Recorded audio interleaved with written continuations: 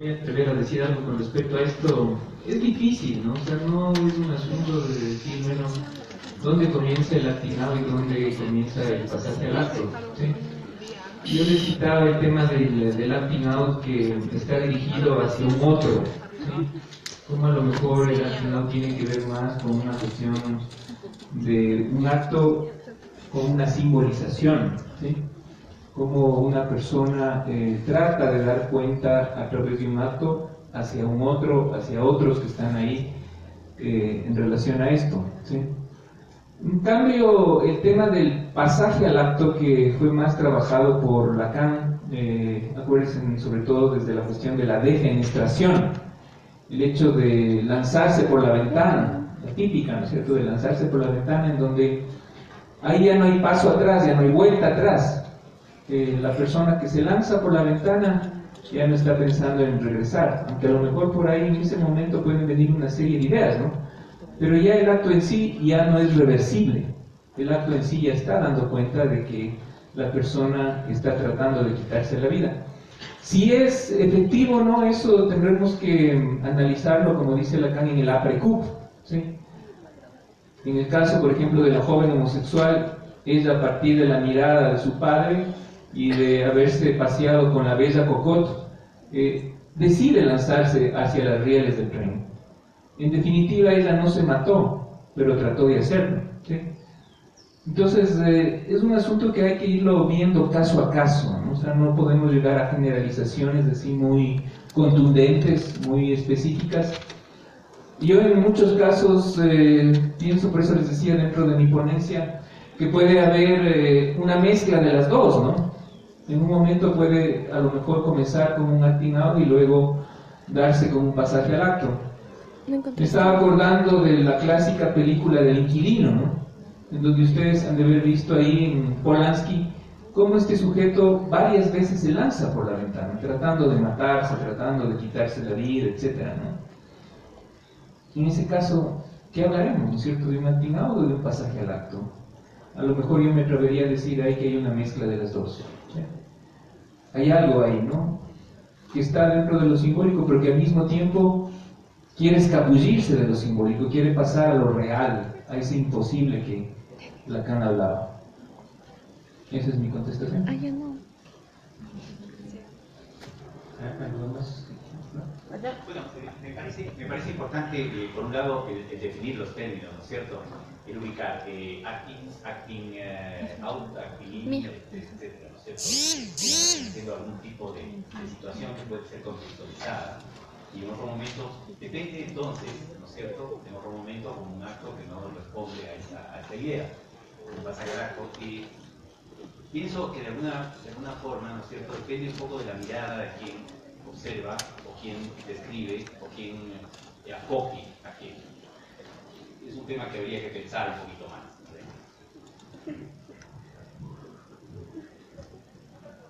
Hay una pregunta.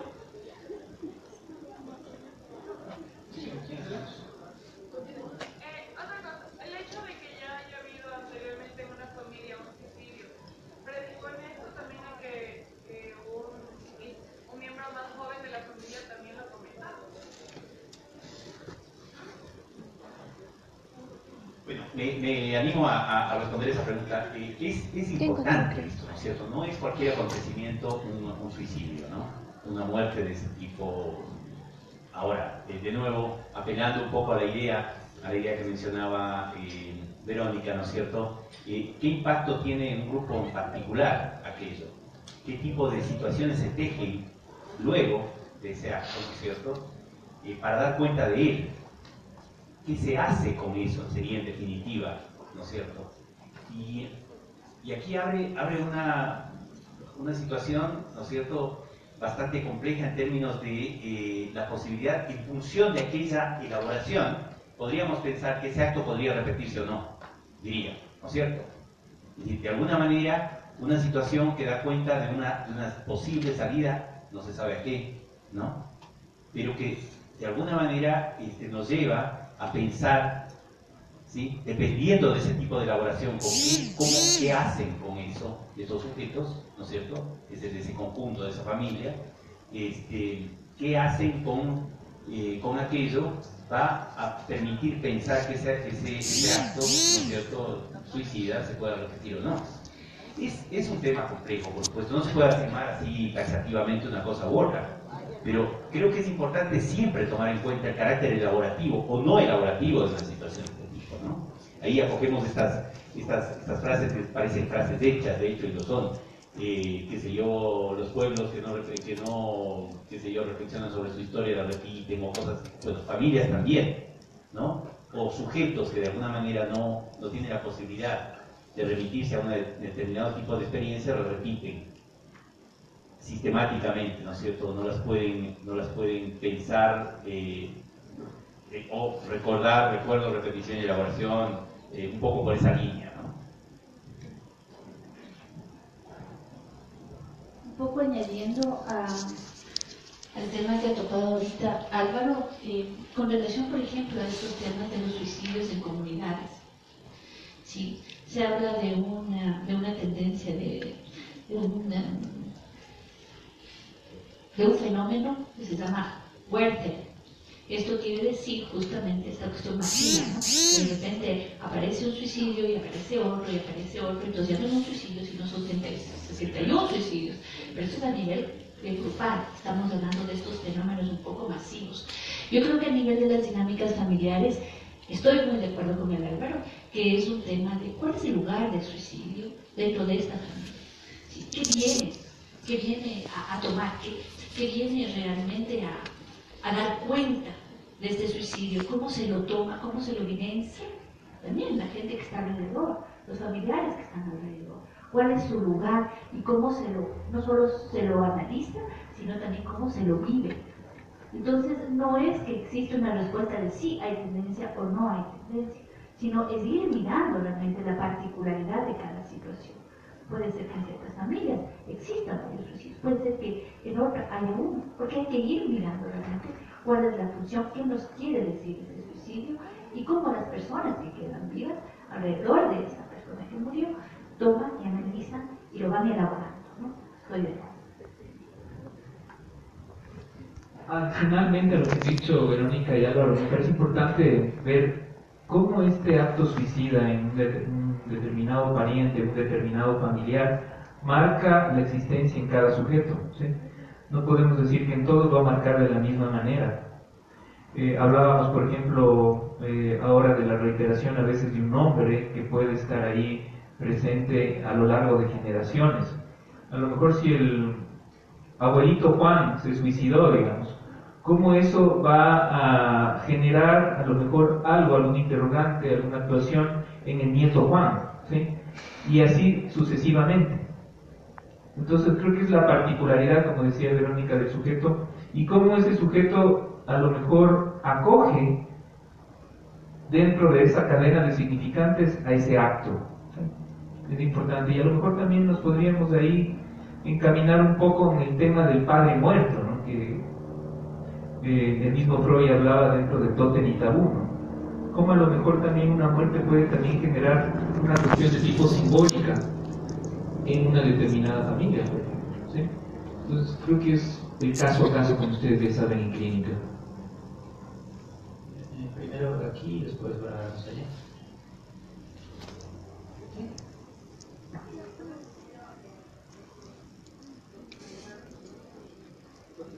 No se escucha.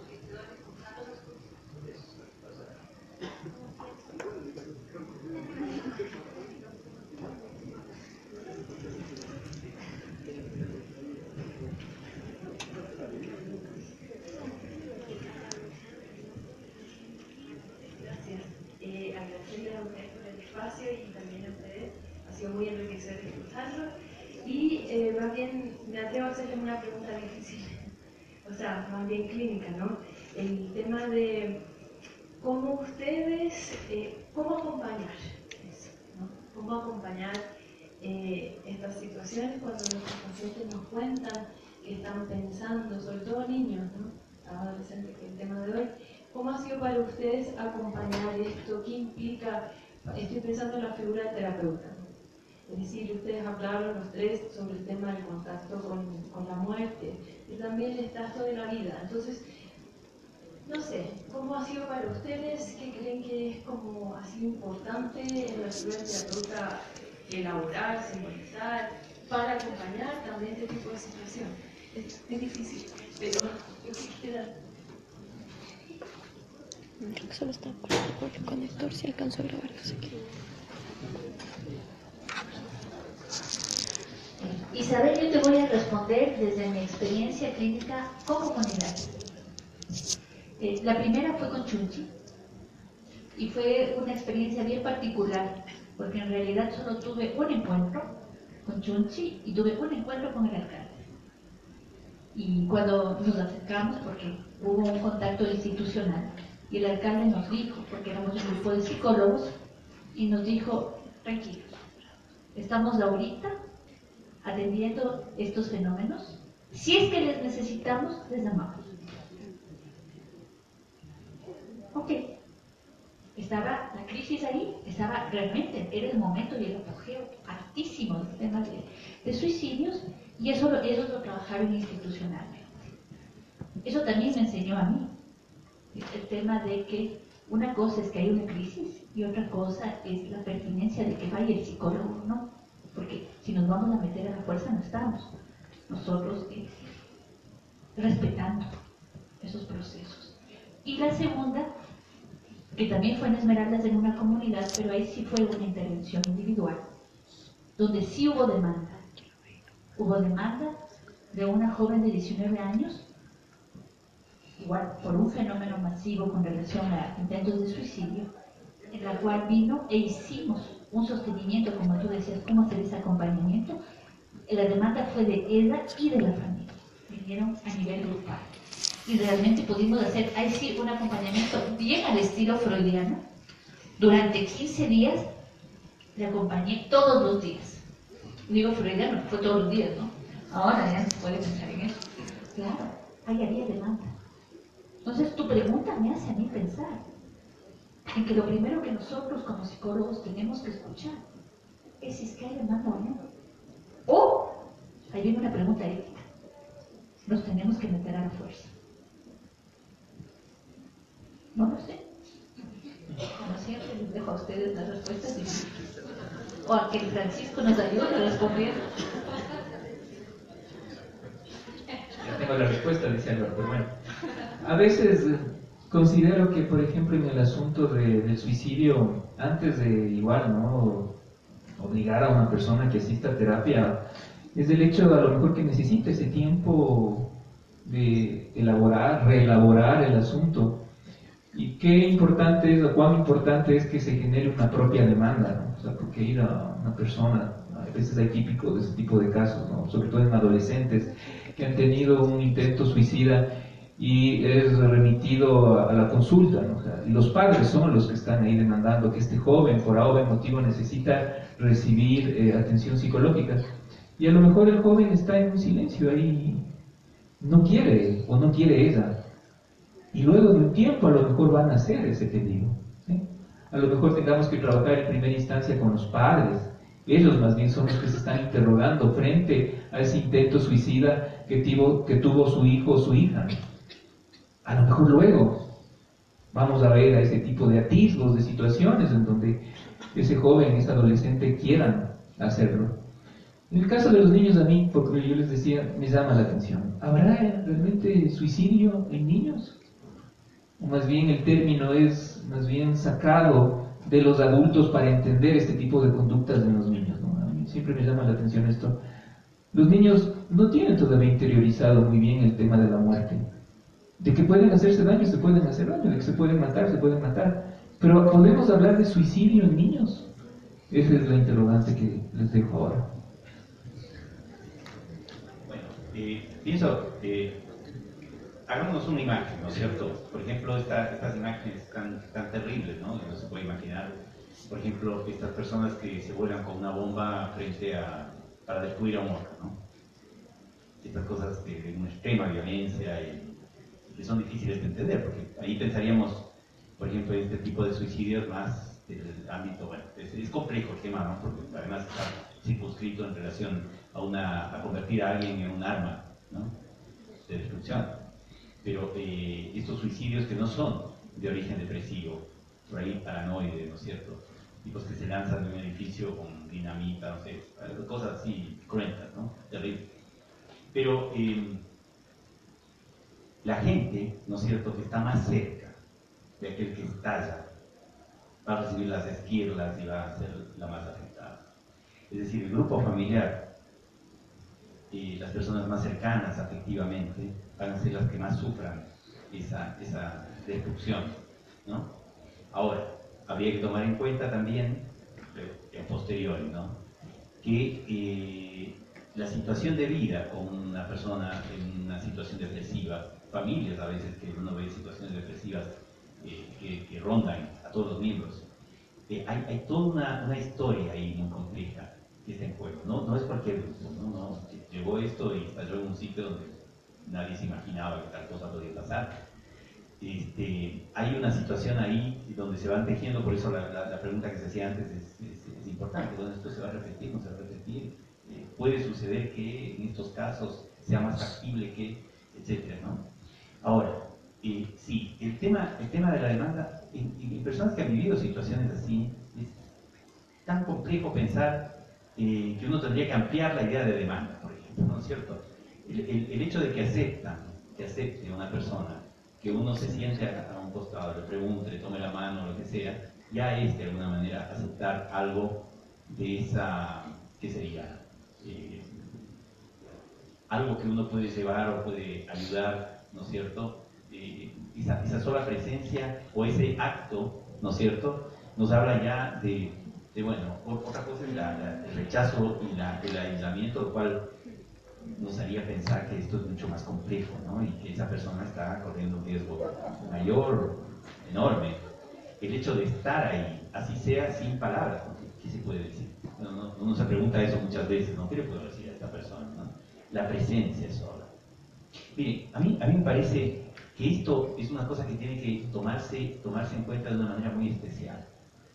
Yo recuerdo, trabajé hace bastantes años con una persona que fue un académico, un hombre muy importante, publicó mucho, etc. Un hombre extremadamente capaz intelectualmente, sobredimensionado, ¿no? A nivel lo afectivo era una persona que tenía mucho trabajo. Y este hombre tenía dificultades cardíacas muy severas, etc. Y en un momento dado, este hombre hizo un infarto, había hecho muchos infartos, y entró de emergencia a un hospital, al hospital de Andrade Marín. Y yo había trabajado mucho tiempo en terapia intensiva en otro país, y quise de alguna manera tener acceso, de ninguna manera no hubo posibilidad de ninguna forma de tener acceso. Hay profesionales ahí que trabajan, etcétera, etcétera. Claro, un poco mi preocupación por el paciente, etcétera, pero no hubo nada que hacer. Ok, este señor sale y va a la consulta, ¿no? Y me dice algo que me llama mucho la atención. Este hombre me dice, mire, porque era un hombre que además de esta cosa así como del libro intelectual, ¿no? Dice, mire, me pasó algo muy importante. Yo realmente cuando tuve el infarto pensé que me moría. Yo estaba seguro que me iba a morir, pero realmente la situación fue terrible. Me llevaron a la sala de terapia intensiva y mire, yo estaba solo, nadie me hablaba. Y yo sentí que me moría. Me estaba muriendo ese momento. Y de pronto, alguien que estaba ahí me tomó de la mano y me dijo, si usted necesita cualquier cosa, cuente conmigo, estoy aquí. Me dice, ese era el psicólogo de esa área. Mire, nunca he conocido un profesional con tantas limitaciones de lenguaje como ese hombre. Pero ¿sabe usted una cosa? La sola presencia y esas palabras que no me decían mucho, me salvaron la vida. Yo sentí que volvía a la vida, sentí que estaba en el mundo. Antes, no, yo sentí que me estaba muriendo.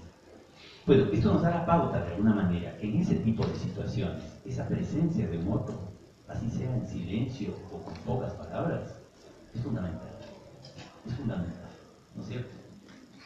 Claro, uno quisiera tener la interpretación, ¿no es cierto?, mutativa y, no sé, la posibilidad continente a través del... Pero por ahí, ¿no es cierto?, esa sola presencia, ¿no? Y una presencia además firme, activa, es fundamental. Creo que estas son cosas, ¿no es cierto?, que uno las aprende en la práctica, que que son complejas, porque claro, digo, uno se le agota el repertorio, de pronto, ¿no es cierto?, de posibles respuestas. Quién sabe si uno forza esa situación, es problemático, ¿no? El estar ahí con un otro es problemático.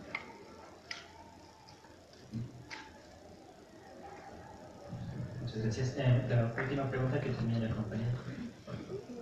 Buenos días con todos y con todas. Mi pregunta va dirigida la una hacia Verónica y la otra sí quisiera que me puedan ayudar los tres. La primera hacia Verónica es en cuanto a este acercamiento que tuvo hacia el cantón Tunchi en la provincia de Chimborazo.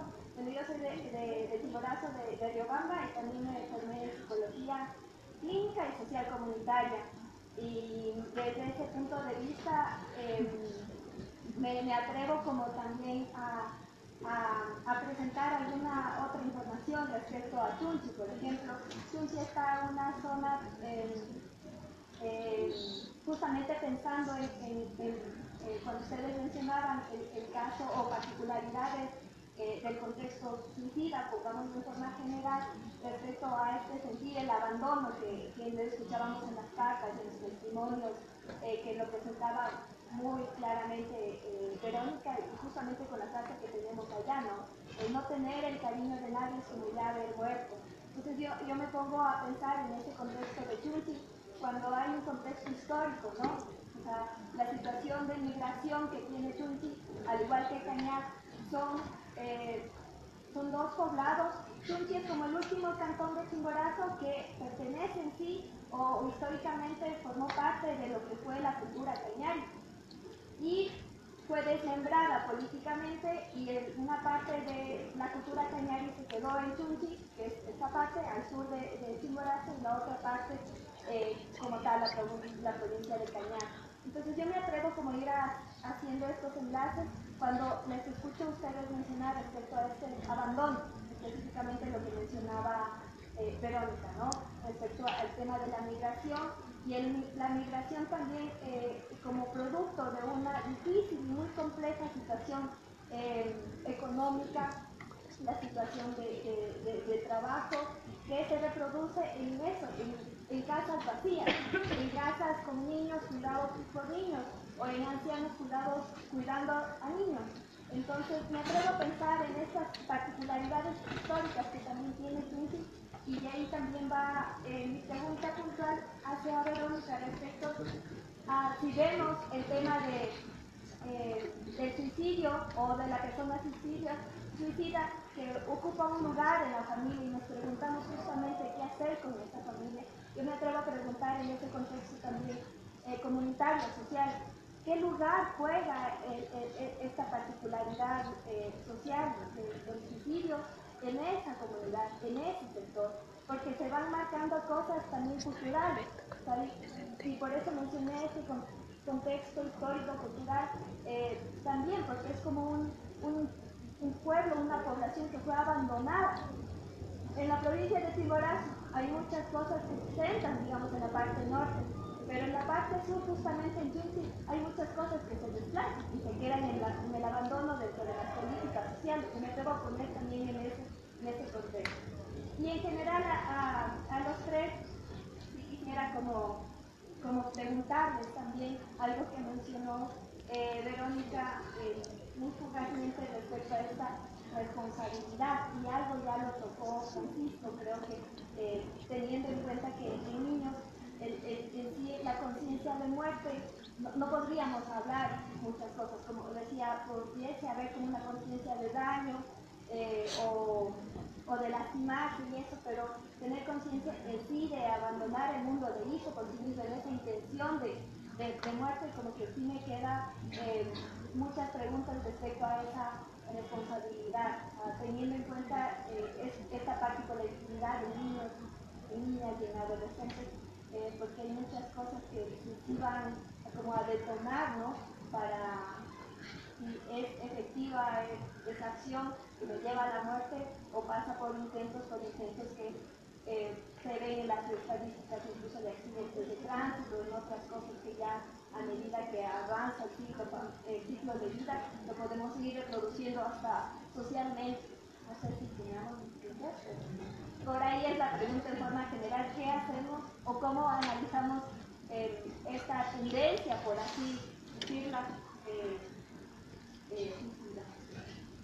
Bueno, con relación a lo de Chunchi y con el aporte que usted también nos da ahora, vean qué interesante, se vuelve a repetir la palabra abandono, ¿no? Y ahora estamos hablando de una comunidad abandonada o de una comunidad dejada a un lado.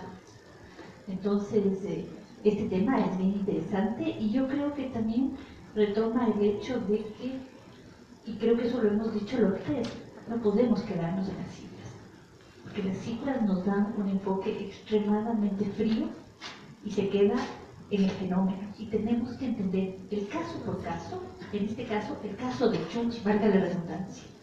¿Qué es lo que está o qué es lo que estuvo pasando en Chunchi? Porque es una visión desde lo macro, desde tenemos una comunidad abandonada con todos estos elementos, migración, familia, padres, lo que sea, y vamos a ir al caso por caso, porque si vamos solamente al fenómeno o a tratar de tener una comprensión del suicidio desde una cuestión extremadamente concreta, entonces ¿por qué no todos los niños cuyos padres migraron, por qué todos ellos no se suicidaron? Se suicidaron 61 niños y jóvenes.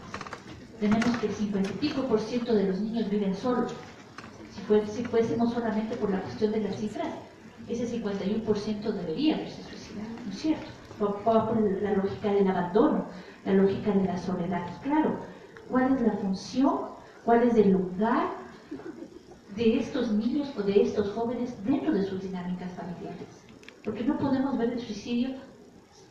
Nosotros trabajamos desde el psicoanálisis, evidentemente tenemos que ver todos los procesos intrapsíquicos, pero también tenemos que ver estos contextos familiares y comunitarios. ¿Qué es lo que está pasando con cada uno de ellos? Y un poco para hablar también de este contacto, mi único contacto que fue con Chunchi, yo creo que ahí la comunidad a mí como psicóloga y como profesional me dio una lección. Fue el tema de que nosotros desde afuera podemos posicionarnos con una lógica en la cual vamos a aportar con nuestros conocimientos y no tenemos idea de lo que está pasando ahí adentro. El que me hayan puesto una barrera de manera muy sutil y muy educada, y qué bueno que lo hicieron porque se aprendió, fue el hecho de nosotros nos arreglamos y si necesitamos pedimos ayuda. Aparentemente todo el dispositivo que armaron desde Chunchi y que armaron ellos mismos y que lograron sostener, ahora hay 300 niños y jóvenes en estos dispositivos sociales, lúdicos y también psicológicos, les ha dado resultado. No sabemos ahorita en la actualidad si realmente el fenómeno del suicidio siga, pero a esos niveles ya no. Sí.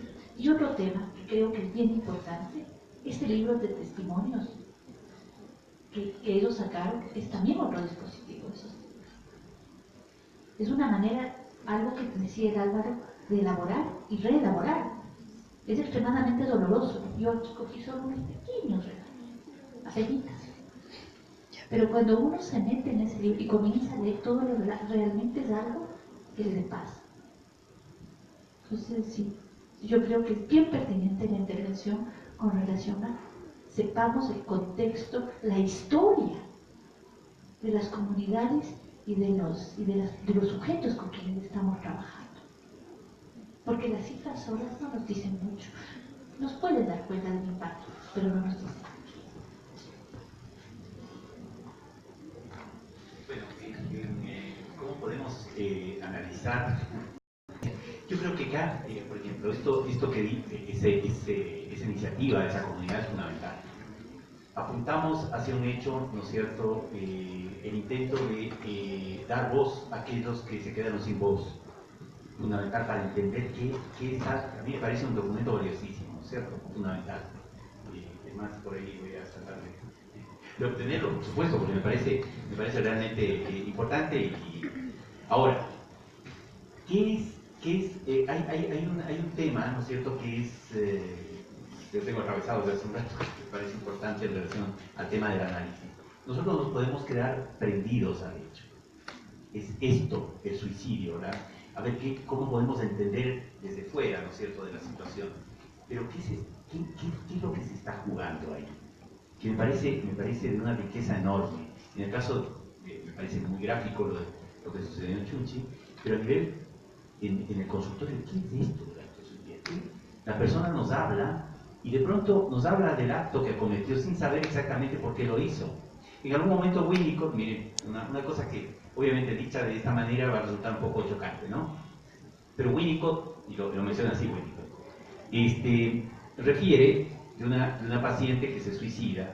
Ojalá hubiera entendido por qué se suicidaba antes de hacerlo, ¿no?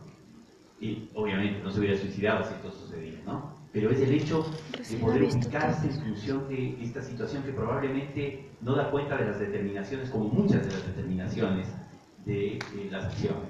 Por ejemplo, el elegir pareja, el elegir profesión, el elegir una cantidad de cuestiones plenamente, somos plenamente conscientes de lo que estamos eligiendo. Esto es fundamental, ¿no? Apelando a esta idea de una conciencia sin vida, etc. Ahora, ¿qué es? Generalmente, cuando nos traen, a manera de un síntoma, nos traen una situación de este tipo, ¿qué es lo que se está generando a nivel del grupo, por ejemplo, familiar? ¿Pero qué se está generando con ese sujeto? Y ahí viene una referencia breve, ¿no es cierto? No me voy a extender con el tema de este nombre que le he puesto a este chico, Rosendo, que llega a los 9 años y termina su trabajo más o menos a los 14, 15 años, antes de cumplir 15 años, ¿no? Un trabajo, bueno, obviamente se lo ve largo, un trabajo muy intenso, un chico que llega con componentes depresivos, muy complicado, un chico que era un adulto pequeño, nunca quiere jugar, en algún momento yo le muestro carritos, ¿no es cierto? Y él mira eso con mucho desprecio y utiliza palabras muy fuertes, ¿no es cierto?, para referirse al tema me insulta con frecuencia, ¿no? Dice cosas así terribles que no son irrepetibles. Pero en algún momento, ¿no es cierto?, que vuelvo a sacar estas cosas, traía metido acá un martillo, ¿no? Se agarra y acaba con los autos, ¿no es cierto?, cosa que me dolió profundamente, porque, no solamente por los autos, sino que porque, bueno, es una cosa de mucha agresividad, ¿no? Todo lo que sea infantil, todo eso lo destruía, y tenía situaciones donde se enfrentaba violentamente conmigo, y era un chico menudo, ¿no es cierto?, yo le frenaba y le ponía límites, qué sé yo, pero claro, terminaba haciendo un forcejeo muy fuerte y este chico terminaba llorando, a veces nos quedábamos 2 horas, ¿no es cierto?, metido debajo del diván y lloraba, de una forma desconsolada. Un chico extremadamente agresivo, pero no agresivo en el sentido que es pegador, sino con cosas muy sutiles, ¿no? Cosas así que decía o hacía a los compañeros una ironía, una cuestión muy fuerte de este chico, ¿no? Extremadamente inteligente, capaz. Bueno, a lo largo del trabajo, cuando él iba a cumplir los 13 años, en el año que cumplía, en una escuela importante, digamos, que se manejaban solamente con el inglés, no acá en el país, este chico quería sacar notas, ¿no es cierto?, de su trabajo, porque el padre, que era un hombre muy adinerado, había ofrecido darle el viaje que él quisiera. Y entonces él se había ideado el viaje de su vida, ¿no es cierto? Era una cosa por Inglaterra, por países escandinavos, etc. Bueno, este chico hace su proyecto en ese momento, que era un proyecto tipo estos del BI, pero mucho antes, ¿no es cierto? Son varios proyectos que tenían en ese sitio, una escuela bastante exigente. Un proyecto que tenía que ser evaluado en otros países. Este chico hace un proyecto sobre la sexualidad. ¿Sí? A mí me pareció fantástico, ¿no? Porque yo veía toda esta cosa puberal que aparecía en él. Y él durante un año, obviamente a mí prácticamente no me deja hablar, a no ser en las sesiones, para mencionar si está bien o está mal lo que él dice, ¿no? Pero este chico se lee 3 ensayos para una teoría sexual, informe Hyde, bueno, todos los libros que uno se puede imaginar sobre sexo. Y a mí me sorprende por el nivel de comprensión del chico, obviamente, ¿no? Había cosas que no tenía por qué saberlas. Pero realmente un manejo, a mí la fantasía que tenía es llevarle a un grupo de estudiantes y que dé una conferencia el chico sobre sexo. El tipo era realmente fabuloso el trabajo que se mandó, ¿no? Muy bien planteado, muy bien organizado, la retórica, le interesaba la retórica, cómo va a decir, cómo esto. Claro, me tenía callada la boca durante un año entero, ¿no? Porque yo no podía opinar sino esto, me tenía en ese lugar. Yo trataba, no era posible, se tapaba los oídos, me gritaba, se enfurecía. Bueno, saca una nota altísima en ese trabajo, le califica maravillosamente el padre y dice, bueno, cumplo. Bueno, no sabe la guita que me costó, me decía el padre, el viaje. Pero bueno, pero este chico, digamos que llegaba el martes, había llegado un jueves o viernes, y se pone a ver una cuestión que apareció en alguna época de una de estas cuestiones muy sugestivas que aparecían, ¿no? De los espíritus, no sé qué, en la computadora, y van siguiendo. Era toda una cuestión sugestiva para captar la atención de quien viera este programa, y al final producían algún efecto de los siniestros, que era terrorífico. Yo vi esa cuestión y se me heló la sangre, ¿no es cierto?, cuando lo vi. Bueno, este chico con la hermana veían esto, y claro, esto era un viernes, ¿no es cierto?, habían llegado el jueves, el viernes. El chico ve esto, al final hay una cosa, un rostro horrible que aparece en una habitación, una cosa así. El chico, la chica se va con la silla hacia atrás, el chico grita, bueno, y la chica se calma y intenta calmar a este hermano, que durante 2 horas no deja de gritar y correr por la casa llorando y gritando.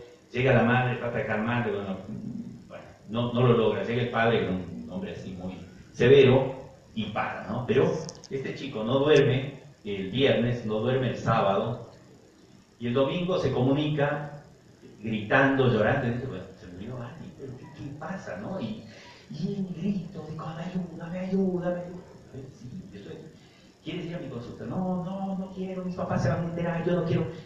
¿Qué pasó? ¿Qué te pasó? Bueno, finalmente se logra explicar que vio esta cuestión y que qué sé yo, y que, digo, mira, pues este rato puedes ir a mi consulta. No quiero que mis padres. Bueno, finalmente el día lunes va a la escuela, ¿no es cierto?, y habla con una persona que era como counselor, algo así, ¿no? Y esta persona le dice, mira, tú hiciste un viaje maravilloso, piensa en cosas positivas, no piensa en esas cosas negativas, piensa en algo positivo, a ver, piensa en algo que te guste. Y este chico que no se sentaba sino gritaba, mi vida cambió, estoy destrozado, mi vida se ha hecho pedazos, me voy a morir, es que esto me voy a morir, no puedo con esto, y lloraba. A ver, escúchame, acá, en la escuela, obviamente, esta persona te trata de ayudar. Y piensas, aquí puedes hablar de lo que sea, háblame de todas las cosas, ¿no? No, pero que no sé qué, pero no, es que yo no podía. A ver, dime, ¿qué pasó? Entonces me fue contando y relatando este hecho. Ok, bueno, habla, se trata de imaginar las cosas positivas del viaje, etc. No. Regresa, viene 20, 30 veces donde la psicóloga, y finalmente se le ocurre que es un castigo divino. Castigo divino. Pues le dice, no, mira, ¿cómo vas a pensar en un Dios castigador? Una cosa, no, piensa en lo positivo, es un Dios de bondad, qué sé yo. Bueno, cosas de estas, ¿no? Porque el chico estaba en una angustia que no paraba. Bueno, pero esto es un castigo divino, un castigo de... Dime, ¿por qué tendría que castigarte Dios? Bueno, ni que les cuento las historias de las maldades, de las cosas terribles que hacía, ¿no? La ira y la envidia y el enojo que él tenía con sus compañeros, que fueron increciendo, digamos, como por ejemplo, alguno le hacía algún gesto malo o alguna cosa, y él se esperaba hasta el final de la clase, salían los compañeros, abría el jugo del compañerito, bueno, él decía que guardaba, ¿cierto?, sus secreciones durante toda la mañana, escupía, cerraba y no le decía a nadie, ¿no? Después miraba cómo se tomaba el jugo y disfrutaba enormemente, ¿no es cierto?, de que eso, ¿no? Obviamente no lo publicitaba de ninguna manera, pero hubo una cosa que sí fue terrible. Claro, digo, esto es terrible, pero más terrible. ¿Qué es? Este chico, una compañerita saca una mejor nota, por eso la referencia en el trabajo, ¿no? Te jodiste, ahora sí te jodiste. Esta chica tenía una patología. Era tímida, pero patológicamente. Era una chica muy estudiosa, pero muy complicada, que conocí el caso además en aquella época, ¿no? Bueno, una profesora muestra, habían salido los BlackBerry, no sé qué cosa, ¿no es cierto? Muestra esa profesora australiana de su BlackBerry, y claro, feliz porque podía mandar no sé qué mensajes y qué sé yo, lo deja encima, y bueno, al final de la clase todos los chicos se acercan y se sustrae el celular y lo pone en la mochila de la chica. La profesora dice, no está en el celular, no te bueno, voy a hacer una cosa que nunca he hecho, empieza a revisar con un inspector y encuentra el celular en la mochila de la chica, por lo cual se armó un drama terrible con esta nena, que bueno, fue terrible, ¿no? Y el disfrute agresivo que tenía este chico, ¿no? Claro, yo me vi tentado en ese momento a decirle, bueno, te mereces, ¿no? Tu castigo divino, seguro que es un castigo divino, bueno, no, eso es una sadismo propio de mí, pero me imaginé eso, ¿no? Él decía, ¿sabes? Una cosa, lo tengo, ¿sabes? Una cosa, tú te mereces una buena paliza, pero un castigo divino. ¿No? Eso es otra cosa, ¿no? ¿Por qué? Entonces él, castigo divino. Empieza a hablar y de pronto, todo. Esto que quedan, estas palabras que quedan, ¿no es cierto?, en algún lugar, dice, yo creo que he ofendido a Dios. Porque 6 meses antes, cuando estaba en este trabajo, me cuenta una cuestión a propósito de la sexualidad. Unos amiguitos le invitan a una casa, ¿no es cierto? Va a reunirse, les lleva un chofer a este chico, llega y encuentra que ellos están haciendo un concurso bastante sui generis. Han marcado con pista una línea, se ubican a cierta distancia, se masturban y quien eyacula más lejos. Entonces, ¿qué onda? En furia este chico. Ustedes han ofendido a Dios. Bueno, tenía una boca, para que les cuento, ¿no? Hijo de todo, me voy, no soy amigo de ustedes jamás. Quiero volver a esto, ustedes son unos degenerados, pervertidos. Bueno, se fue. Ajá. ¿Qué pasa? Él me hablaba con los gritos y todo, que se iba a matar, que ya no podía más, que su cabeza le daba vueltas. En ese momento, junto a este elemento, más el trabajo de 1 año sobre la sexualidad, ¿no es cierto?, conocía todo, pero la experiencia con su propio cuerpo, esta disociación, el breakdown, ¿no es cierto? Esta disociación no la podía con esta disociación. Ahora, el momento en que yo le interpreto y le digo, mira, en este maravilloso viaje que hiciste, seguramente te masturbaste, te tocaste los genitales, te gustó aquello. Claro, el chico parecía el exorcismo, ¿no es cierto?, de algún personaje de estos, ¿no? Se quedó paralizado y yo sentí que fue como un alivio. Y al renglón seguido me dice, Álvaro, ¿qué hacemos el día de hoy? A ver, yo voy aquí. No, ¿cómo? No, tenemos que hablar de esto. No, yo quiero hablar más de esto. Pero ¿qué? Tu mundo terminó, te vas a matar, te vas... Todo esto me decías hace un momento. Y ahora, no va... Bueno, finalmente esto llevó a muchas sesiones, pero donde se rompió algo de una disociación ahí. Ahora, la cuestión es esta. El tema del suicidio, el tema, por ejemplo, este acto, ¿no? Este chico, de pronto le dan un ansiolítico y de pronto baja la ansiedad, o se queda con esta situación de querer volarse la cabeza, ¿no? Hay un autor que dice, ¿por qué los suicidas se pegan en la cabeza? Un tiro, por ejemplo. ¿Por qué agreden su pensamiento? La imposibilidad de parar de pensar, ¿no es cierto? Este chico, ¿no es cierto?, en ese momento, puede apuntar algo que para él era algo que no, es decir, el poder de alguna manera ubicar lo que él sabía con todo este aspecto ligado con su propia sexualidad, con su propio cuerpo, con algo relativo a esto que para él estaba absolutamente demonizado en ese momento, ¿no es cierto? Y tener un espacio para hacerlo que se abrió y que dio resultados muy interesantes en función de su propio trabajo terapéutico, ¿no? Pero miren ustedes, cómo esto puede quedar tan disociado, pero además, ¿no es cierto?, cómo eso que se señala, ¿no?, que se señala de alguna manera como un acto, por ejemplo, pensemos que este chico acomete un acto suicida. ¿Por qué? ¿Qué pasó dentro de él? Estaba triste, estaba deprimido, pero ¿qué pasaba? ¿Tiene que ver con esto, con esta integración, con este momento? Por supuesto que sí, ¿no es cierto?, con este elemento disociado. Muchos chicos, adolescentes nos cuentan, por ejemplo, que salen de paseo, por ejemplo, a una finca, ¿no?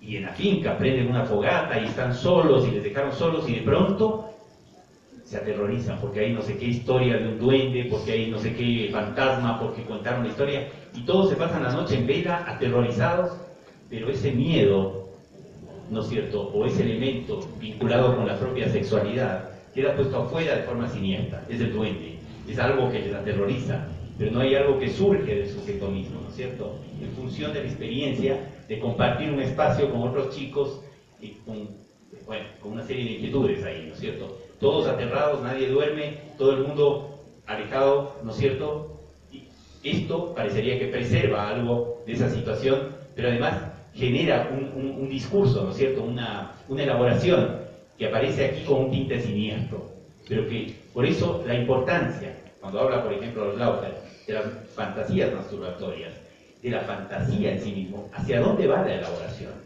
Disculpa, cortaste un poco, un minuto, o sea, tenemos un minuto ya porque estamos empezando. No, ahí perdí.